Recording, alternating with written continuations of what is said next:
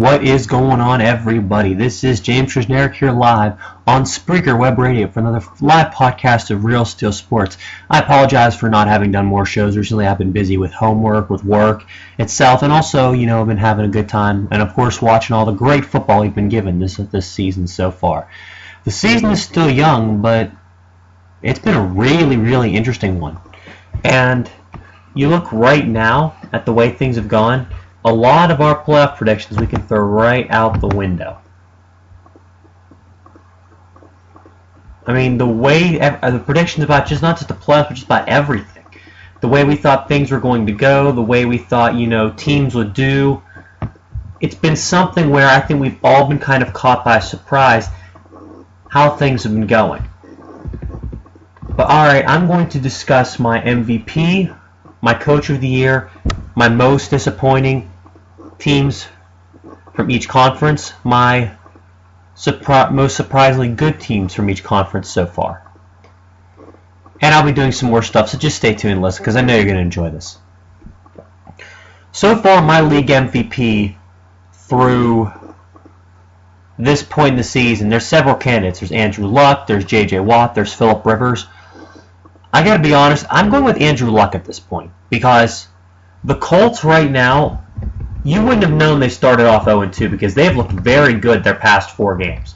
You look at they've played extremely well. They've played some good teams to get back into the thick of things. We saw them with the victory over Baltimore at home. We saw them take out Houston on the road. And, of course, they got 2 games coming up that are very meaningful versus the Bengals and then my Pittsburgh Steelers. But Andrew Luck right now is having a very, very good year. His numbers are very impressive, and he's number 1 or number 2 in the league in pretty much every statistical category. Looking at it right now, he's only had one game with more interceptions than touchdowns. He has 17 touchdowns, 7 interceptions. His QBR is 80.12, and he hasn't thrown for more than 23 touchdowns in either of his first 2 seasons. He's got 17 already.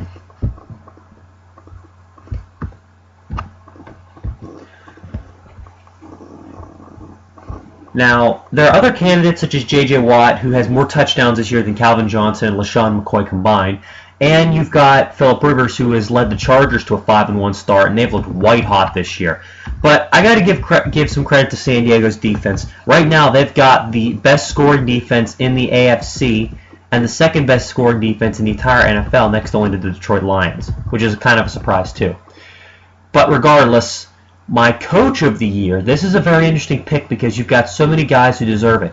Jason Garrett, I think, would be a very worthy candidate for the way he's turned around the Cowboys. You have the job that Bruce Arians has done in Arizona. You got the job that Mike McCoy is doing out in San Diego. And to be honest, I think that's where I'm going to stick right now is Mike McCoy. Either him or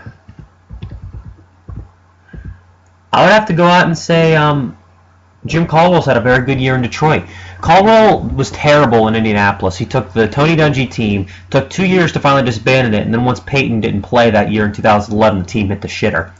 But Caldwell's really rebounding quite nicely. He's got the best scoring defense in the NFL. He's got Stafford playing well, and once Calvin Johnson was back, that's a team that's really got a good shot at the playoffs. They've made it through 6 games, 4-2, without much help from Calvin, so it's really impressive to see the start they've been off to. But right now, my pick is Mike McCoy for this reason. Mike McCoy took over the Chargers from Norv Turner, and after they were completely, a mess. Rivers did not look like himself. They were calling for maybe it was time for him to go, maybe it was time for him, to hang it up. And now look at him. If you look at Phillip Rivers' numbers over the past 2 NFL seasons, he's been statistically one of the most efficient quarterbacks in the game. His last 2 seasons, he has combined to throw 47 touchdowns and a mere 13 interceptions. That's a pretty stern change from a guy who threw 15 interceptions in 2012, 20 in 2011. the guy's a very good quarterback. I mean, I'm not personally a huge fan of him, but I've got to say right now that he's had some very good success this year in Mike McCoy's system, and it's worked wonders. His efficiency is incredible. His interception percentage is 1%. It's just phenomenal. But all in all, I would have to say McCoy deserves it for another reason, and it's the fact that the San Diego Chargers have one of the most underrated defenses in the NFL. They're second in the league, allowing 15.2 points per game, third in total defense, fourth in pass defense, ninth in rush defense. They are a +7 turnover differential, which is far and away one of the best differentials in the NFL. And they get some pressure in the quarterback. They already got 12 sacks through 6 games. That's not particularly impressive, but when you think about it, they've gone against some good offensive lines, such as Seattle, such as Buffalo, the Jets, even the Cardinals, and they've had success. So I got to say right now that his whole team is playing well right now. My biggest disappointing team from the AFC, my most disappointing team right now from the AFC, there are several candidates. You've got the Jets, you've got the Steelers, the Jaguars, the Raiders. Not much was expected out of the latter two, so they kind of writ them off. The Jets, tough schedule, and with Geno Smith to start off, you knew they were going to have some problems. No offense to Geno, he's just not getting it done. But for a team like the Steelers that I predicted in my special with Quaman to go 10 wins, win the division, and win a playoff game, you can imagine I'm feeling pretty stupid right now. I thought that they'd break out of this funk, and I thought, maybe getting rid of some guys on defense, maybe getting a little younger on offense. I thought that would be the key, and Le'Veon Bell and Larry Garrett Blount, along with Mike Mitchell on defense, would help. But the Steelers right now are clearly the most disappointing team in the AFC because there were pundits that had them as high as considered as the third best team in the AFC when the season started, behind Denver and New England. And you look at them now; they're 3-3. They've given up 139 points through 6 games.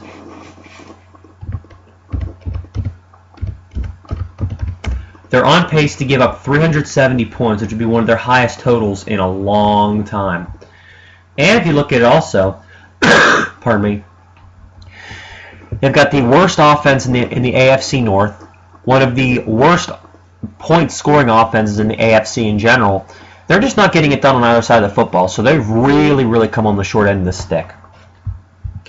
My most disappointing team in the NFC, New Orleans is a strong candidate. Atlanta's a strong candidate because I thought they'd be at least better, and I thought New Orleans was going to win the Super Bowl. I'm not completely backing off that pick, even though now I feel kind of stupid picking it. But I got to say right now, my most disappointing team is clearly Tampa. I had them to get in the playoffs. I had them get into the wild card round. I had them as a team that could win 9 or 10 games with this system.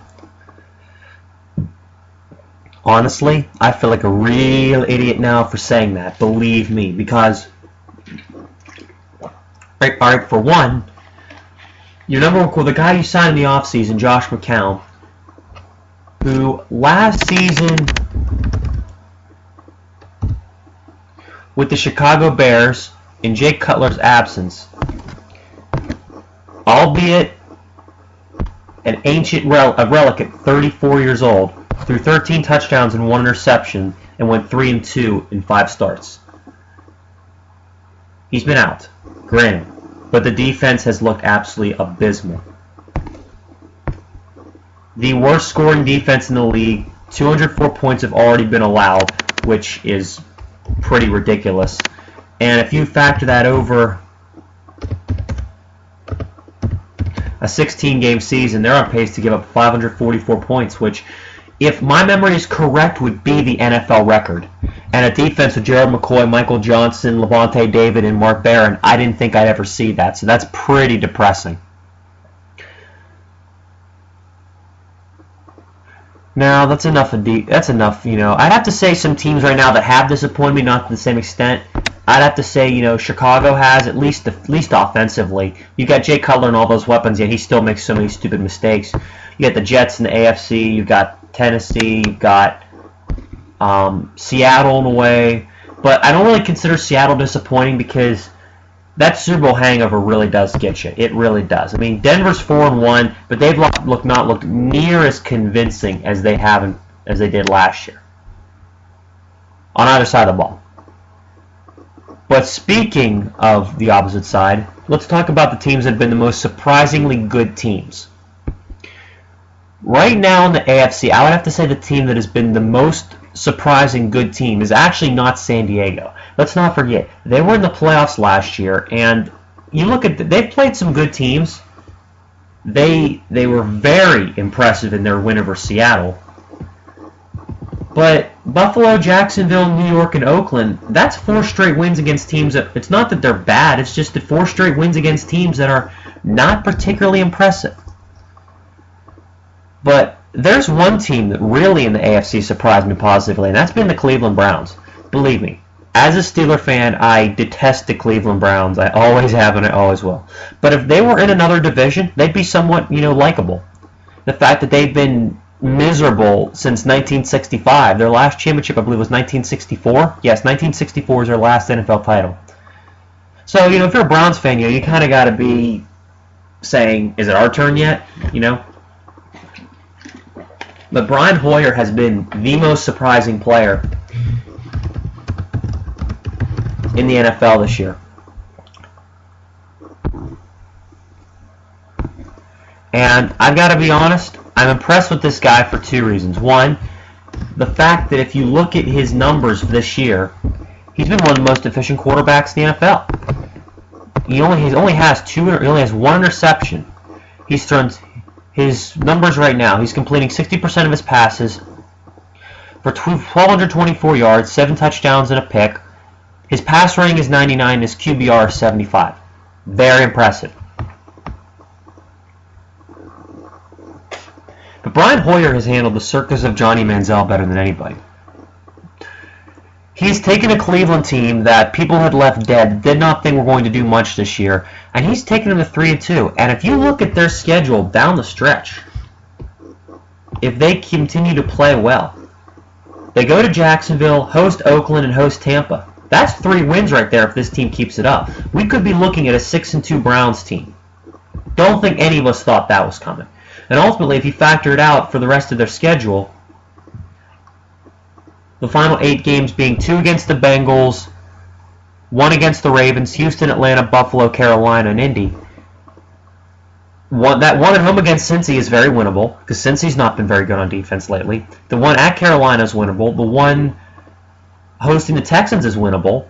We could be looking at a Browns team with 9-10 wins, and I don't think any of us saw that. I didn't either. Believe me, it sucks to see the Browns pass you up being a Steeler fan, but I'm giving them the credit that they deserve because of the fact that they've went out and gotten good players. They've overcome the absence of Josh Gordon. And since he's coming back, that only makes that offense even scarier. Because think about it. Even though the Steelers' defense is extremely abysmal, to drop 31 on them like that is pretty impressive. You had Josh Gordon in the mix, you could probably score 30 on anybody. The most impressive team surprising out of the NFC is not Dallas. I know everyone's thinking I'm going to talk about Dallas. I'm going to give them the credit they deserve because I don't like them. I don't like Dallas, but they're having a phenomenal season. You look at the way that they've played right now. They're one of the best offenses and one of the most underrated defenses in the league. The fact that Rolando McClain, for their inside linebacker, has completely revived his career with the way he's played in Dallas. DeMarco Murray is right now on pace to break Eric Dickerson's single-season rush record. You got Tony Romo playing the most efficient ball of his career. They just went into Seattle and took out the Seahawks, and they manhandled them on both lines of scrimmage. But still, I'm more impressed with Arizona than anything. And a lot of people are surprised at that, but here's the reason why. Arizona, through 6 weeks, is tops in the NFC West, and they've beaten San Francisco. The reason why I'm so impressed with this Arizona team is the fact that their defense and their offense themselves are very underrated. If you look at their team right now, I know you hear me typing in the background. That's just how I do type a lot just to make sure, keep myself updated. I don't even know why I'm talking about it. But anyways, right now, the Cardinals have perfected a blueprint for how to win in today's NFL. They get turnovers, which you have to do. They're +8 in turnover differential. You don't allow teams to run up the score on you. They've only allowed two teams to top 20. They've only allowed one team to go over 21 points. And if you look at the wins that they've had, they beat San Francisco. They hung with Denver for a while until the fourth quarter. They beat San Diego, and they went into the Giants in the Meadowlands and beat the Giants. Now, Carson Palmer has looked good this year in 2 starts, throwing 4 touchdowns and no interceptions. We'll see how long his form lasts. But right now, the Cardinals are proven to be a very underrated football team. And if you look at their schedule, it's lining up pretty well. Like, you look at their next 6 games. At Oakland versus Philly, at Dallas, versus St. Louis versus Detroit, at Seattle. They go 3-3 over that stretch. Barring San Francisco and Seattle really do a whole lot, you're looking at a football team that is going to be 7-4 going into the home stretch of the season. And if you look at their home stretch, 2 games against a game against Atlanta and St. Louis, and then 1 against the Chiefs, 1 against Seattle, 1 against San Francisco. We could have 3 teams from this division win 10 games. We could. They've been extremely impressive this year on both sides of the football. They've played very, very smart. Bruce Arians has these guys coached well. The pass rush is something they could probably work on, but the fact that they've been able to do as much as they can without Darnell Dockett in the lineup has been extremely incredible. And not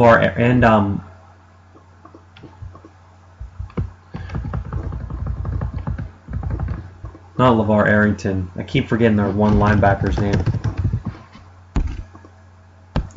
Watch, this is going to come in and feel stupid. Their one linebacker, Darryl Washington. Yeah, Darryl Washington. Patrick Peterson's really been playing well, too. Now, right now, the way things are going, if the way the playoffs are shaping up, here's how it would look if the season ended today. San Diego and Cincinnati would be the 1 and 2 seeds, would be the byes in the AFC. Indianapolis, New England would be 3rd and 4th seed. Denver and Baltimore would be 5th and 6th. Cleveland, Houston, and Pittsburgh are the 3 teams outside of Baltimore vying for that 6th spot.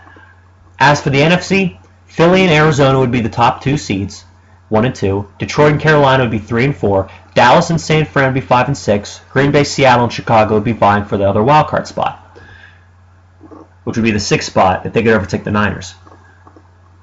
Looking at the way things have gone right now, the NFC has been highly competitive. They're extremely competitive. Like, if you look at the AFC by comparison, the NFC, you've got 3 teams with 1 win, but you've got 2 teams in the AFC with no wins. They've been more competitive, and the team's been better. Because right now, if you look at it, San Diego and Philadelphia, the 2 best teams by record in the NFL, the Phillies had to play against stronger opponents in San Diego because the NFC is deeper and tougher. But ultimately, looking at it right now, don't look for Arizona to stick and get that number 2 seed. I'm not looking for Detroit or Carolina to hold on to their positions either because of this reason. I look at Arizona as a team that can get a wild card, can sneak into the playoffs as a 6th seed. But honestly, it's only a matter of time before Seattle and San Francisco overtake them. As good as they've been this year, and as much as I called saying they were going to be good, San Francisco and Seattle will probably overtake them. As much as I'd love to see them overtake San Francisco because I like Seattle more, I guess I can say that, but it doesn't really matter. Detroit's not going to hold off that division because of Green Bay. Green Bay right now has been on a roll lately. Aaron Rodgers has looked incredible. And here's a scary thought. The Packers can run the football. Think about it. It does not matter what defense you run. It doesn't matter if you run a 3-4, a 4-3, Tampa 2. It does not matter. If the Green Bay Packers with Aaron Rodgers can run the football, there's not much you can do. Because all you got to do is think about it this way. You're not going to get a lot of 3rd and long situations. And if you do, Rodgers can just sling one over the middle to Jordy Nelson or Randall Cobb or Andrew Corliss for the 1st down. I vastly underestimated their receiving core. Those 3 guys are good, but they still need to get more depth. And the 4th seed, Carolina, I've already thought to myself, New Orleans is going to take that division. Because I know Carolina is showing tremendous heart right now. They're winning in spite of injuries, in spite of inconsistency. And New Orleans has really struggled out of the gates. But here's the reason why I'm not ready to give up on the Saints quite yet.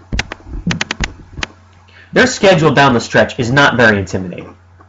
Because you look at the tough games that they do get. Green Bay, San Francisco, Baltimore, Cincinnati, Atlanta, they're all in the Superdome. And the New Orleans Saints in the Superdome over the past 5 years, everybody knows that they score a lot of points, they put up a lot of yards. Let's not forget last year they put up 41 yards in the 41 first downs in the Dallas Cowboys. 40 first downs, let's not forget that. I right now like New Orleans to claim the division, and because of the fact that Carolina is injured and does not have the weapons and looking at it this way, their schedule gets tough too. Because Seattle comes up, Green Bay, they play New Orleans, at Philly, versus Atlanta, at New Orleans again, at Atlanta. That's a little bit more problematic. The thing about the Saints is this, is that they've already played their main division foe on the road, Atlanta.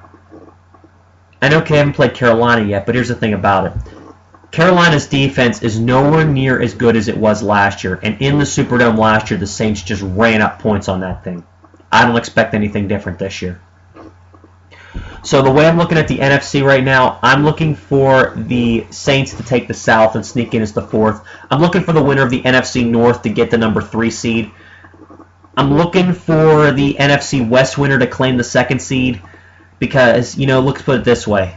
Philadelphia right now is rolling at 5-1. They have looked extremely good.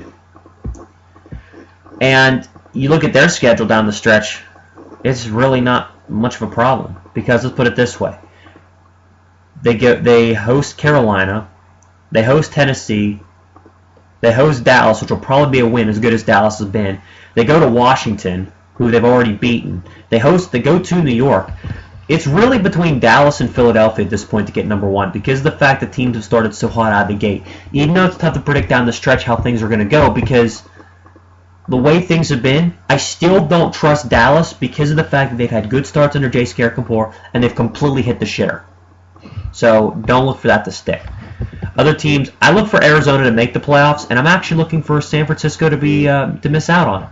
Because San Francisco's a good team that have overcome a lot of injuries, and they get Bowman, they get Willis back really soon, and they're also going to get Alden Smith back. But they still have 2 games against Seattle, which is mentally still in their head. They have to go to New Orleans. They do go to the Giants New York to take on the Giants. Even without Victor Cruz, that Giants offense is still good. They go to Oakland, which is not a pushover. Let's put it this way. San Diego's one of the better teams in the league right now, and they beat Seattle. They almost lost at Oakland. Derek Carr's putting up some numbers. And one more thing, they do play San Diego, and they play Arizona again, even though they're both at home. I look for San Francisco right now. It's either them or Arizona to miss the playoffs, because the way things are looking right now, I look for it to be Philly, in no particular order, Philly, New Orleans, Green Bay, Seattle in the playoffs, definite. Dallas probably to be the other definite, and then you've got really between San Francisco and Arizona. Now in the AFC, here's how I think things are going to go. You're not going to see too much different from what you get here. Maybe the swap of the 5th and the 1st seed. Here's why. Here's the reason. I'm going with Baltimore to win the AFC North for this reason. Because Joe Flacco, much as I dislike him, as much as I dislike Joe Flacco because I'm a Steelers fan, he's playing well, and the Ravens' schedule down the stretch is not very intimidating. They play Tennessee, they host the Chargers, they go to play Miami, they host Jacksonville, and they host Cleveland. That is 5 wins right there for a team that's already 4-2. So it's automatically 9 wins total right there for that team. Looking at the way things are going to play out, I'm looking for Baltimore to take the division from Cincy because it's only a matter of time before Cincinnati's injuries and their inconsistent play on the defensive front catches up to them. They're not getting near the pressure in the quarterback they did last few years. So looking for Baltimore to probably get the 2nd seed.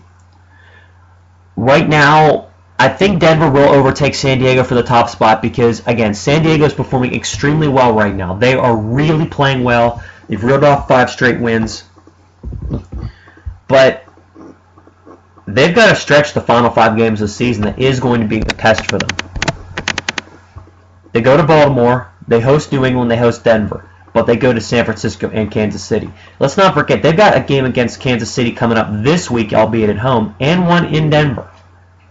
So we don't really know what to make of this Charger team right now. They're going to be good, and they're going to get in the playoffs. Don't know if they'll win the division. And then you got Denver on the other hand with Peyton Manning. They're starting to get themselves back in the thick of it. And their schedule the rest of the way is actually pretty lenient. Because the tough games they have are all at home, except for the one at New England. Other their games, they have a really good chance at winning all but maybe 3 of their games, 2 of their games. So that puts them at 13-3 and tops in the AFC. I'm looking for Baltimore to get number 2 in the AFC for this reason. Flacco's playing well, the defense is back to playing well, and I hate them Ravens, but they're damn good. Indianapolis will be the 3rd seed. There's no doubt in my mind. Because the way that they've played and looking at their schedule down the stretch, they have a really good shot. They host the Bengals. They go to Pittsburgh to play the Steelers, which at this point I'm chalking as a win for the Colts because I don't trust the Steelers anymore to do anything. They host the Patriots, which I think Luck will beat Tom Brady for the first time. They have a game against Jacksonville and Washington, both at home. Another game against Houston at home, and they go to Tennessee. I see no reason why this team doesn't win the division, especially when Houston is lacking for any kind of offensive output. They're 28th in passing. And they have to play Cincinnati.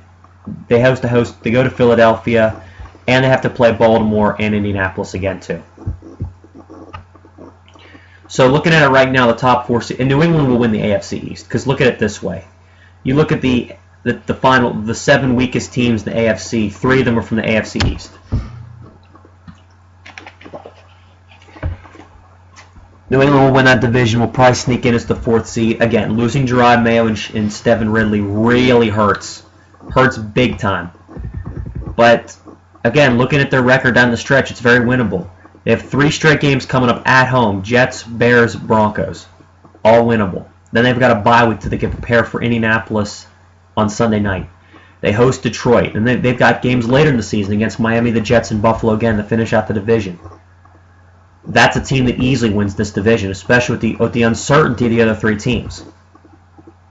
So the top 4 seeds in the AFC I'm projecting are going to be Denver, Baltimore, Indianapolis, New England. Now the other 2 teams penciled in right now as the division champions, I believe, will be the wild cards. I believe San Diego and Cincinnati will sneak in as wild cards. You could make an argument for Cleveland based on the fact their schedule the rest of the way is winnable. Center Alex Mack being out, that hurts. But let's look at Cleveland realistically. Do they still have the mental comp? Beating the Steelers is beating an average Steeler team is one thing. Getting into the playoffs is a completely different animal. I don't know if they can do it yet. Houston, I'm not sure about them either. I don't think they've got near enough offense if Arian Foster doesn't play well. Then you got the Steelers, who I don't give up on my team. I don't give up on the Steelers, but I'm only being honest here. This team is not a playoff team. And then you got the other teams from 10 down to 16. You know, you've got Buffalo, KC, Miami, Tennessee, the Jets, Oakland, and Jacksonville. It's almost right now at this point. I'd say the 6 teams that are penciled into the AFC playoffs will probably get in. If that's the case, I'm going to kick back. I'm going to kick my feet up and hope the Colts win the AFC because those Colts or Broncos win it, because I don't like the Patriots, I don't like the Ravens, I don't like the Bengals, and I don't like Phillip Rivers. NFC, I've always rooted for my Saints, so I'll root for them again. Right now, my Super Bowl pick, I'm actually going with Denver in the AFC like I did. But believe it or not, I'm going to switch it up in the NFC. I'm not going with New Orleans because I don't trust their defense and the fact that Jerry's Bird is on IR, which hurts like hell. But, shit, I'm going to go with a little bit of a gamble. I'm going to roll with Philly out of the NFC. Because it's not that I don't think Seattle can get back there. It's the fact that Seattle is 3-2 right now, and the fact that Philly's offense is putting up points like crazy, and their defense is underrated. I know they're not very impressive in the rankings, but they've gone against teams that have been able to throw and run extremely well. And their schedule the rest of the way, they've got a chance to do this. They do. They've got some tests, but here's the reason why. Philly is another team that can go into Seattle and beat the Seahawks. Philly and Dallas both. That being said, let's put it this way. It really depends on home field. If the NFC East champion between Philly or Dallas gets home field, Dallas still a question mark mentally. Philly, they've got a really good chance. If Seattle gets home field again, then game over. Because they will not lose. If Dallas makes it a gap back again, they won't lose to them twice in a row at home. Anyways, that's all I got for you guys. I got to get back to doing a paper here real quick. I decided to take a little break to talk about things football because tomorrow night's game is Thursday night. We've got the Patriots hosting the Jets. Patriots going to roll on that one. Just doing that prediction there. It's not even going to be close. Tom Brady versus Geno Smith. You do the math. Anyways, I just want to get that done, and I will be seeing you guys shortly. I hope to be doing more shows more frequently now. And take care and have a good one, everybody.